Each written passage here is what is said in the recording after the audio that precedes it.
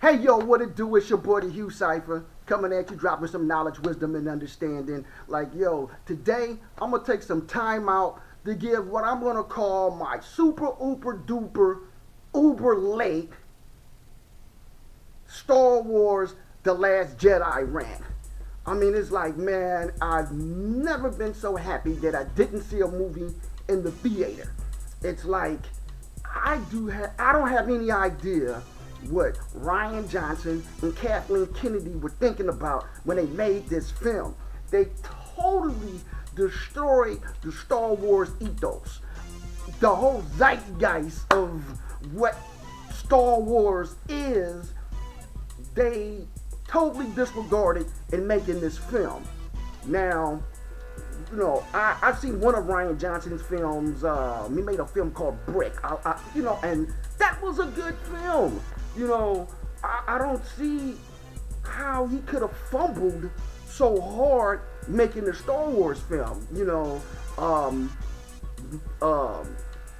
Mind you, Brick is a different type of film, and I guess he's a different type of film director, different type of writer. So he probably shouldn't have took the job. There are so many holes, plot holes, and just wrongness with this movie. I don't even know where to start. A lot of YouTubers already did a far better job than I could do dissecting this film, telling you where they effed up at.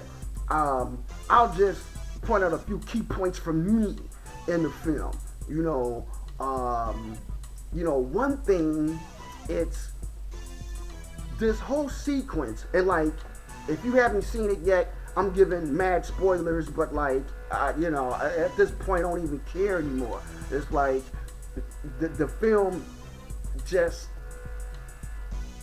sucks so bad, man. I've never hated a film so much in my life, man.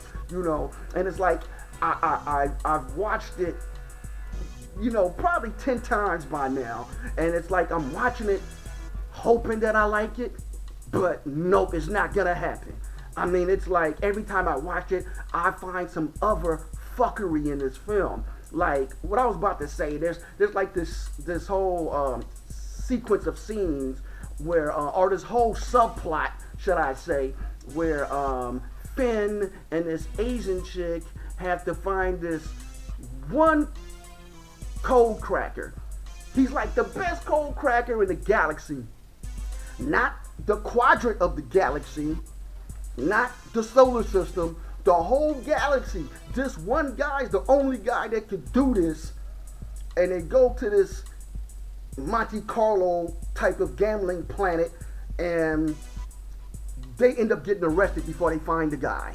But luckily, they're locked in a cell with another guy who just happens to be able to crack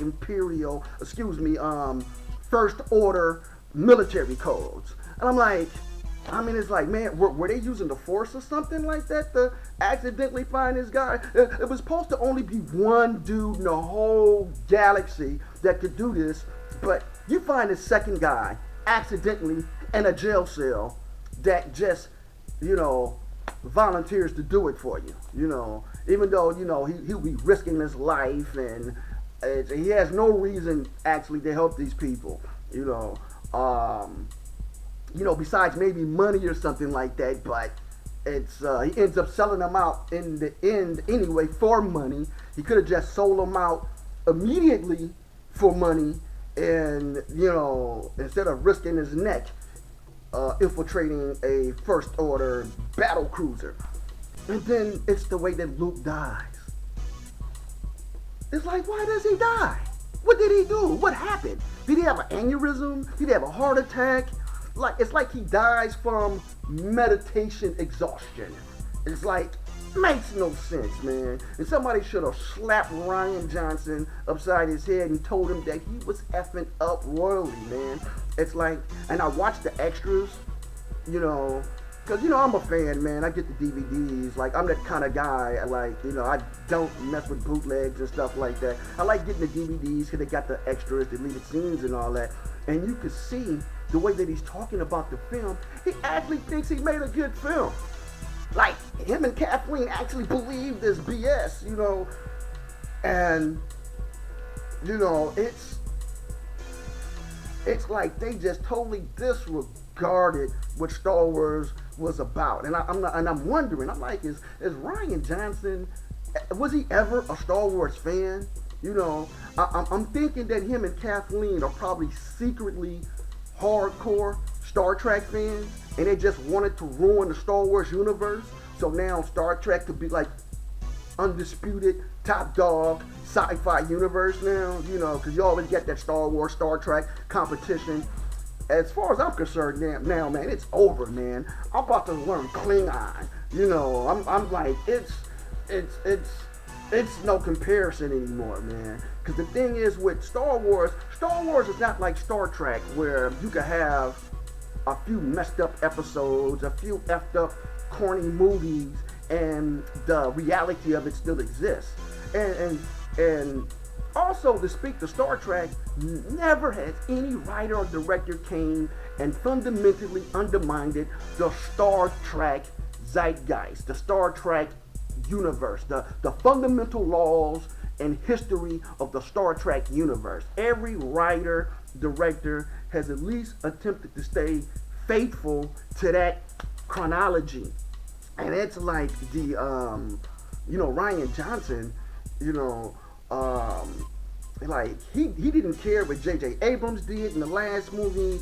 Like there's this line that Kylo Ren keeps saying in The Last Jedi, kill the past. And that's what he was doing. He killed everybody's past with this movie, and he killed the movie. I don't know what they're gonna do to save it. My suggestion is to write the next movie as if Finn has been in a coma all this time, dreaming. He dreamed episode 8. Episode 8 was a dream. It was Finn's dream. And in episode 9, Finn really wakes up out of his coma, and then we get into the real Star Wars universe. Luke's still alive. Everything is, still cool, And another thing with Luke, they turned Luke into this old, angry hobo, and it's like Mark Hamill told Ryan Johnson that everything he was doing, the way he was writing that character was fundamentally flawed, and Ryan ignored him. What an arrogant, pretentious fuck. It's like when Luke Skywalker tells you your script is shite, you listen, man, and you rewrite.